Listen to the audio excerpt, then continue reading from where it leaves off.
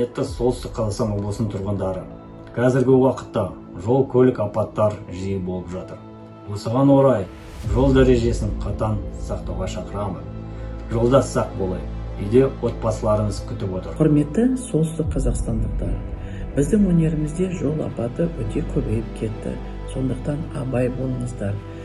Үйдегі балапандарыңыз, ата-аналарыңызды, жолдастарыңызды уайымыздан ұстамаңыз, жанталаспаңыздар. Құрметті жүргізушілер, жолаушылар, сіздерді жол ережесін бұзбауға шақырамын. Өйткені қазір соңғы 2-3 күннің ішінде республика көлемінде жол апаты жиі тіркелуде. Сондықтан да жол ережесін бұзбаңыздар, жылдамдықты асырмаңыздар. Біздің жылдамдық асыру қателігімізден жан-жағымыздағы адамдардың өміріне қиянат жасауымыз мүмкін.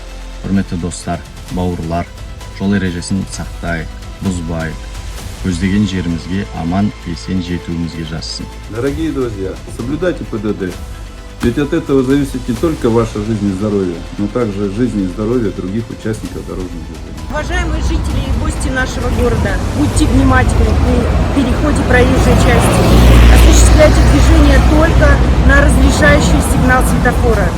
Убедительная просьба также быть внимательными на пешеходных переходах. От вашей бдительности и внимательности зависит ваша жизнь в первую очередь. Құрметті отандастар, жолаушылар, жол жүргенде жол ережелерін сақтауға өтінемін. Біз балалар дәрігерлер болғаннан кейін біздің ауруханамызға жиі кішкентай нәрестелер, балалар осы жол апатынан түседі.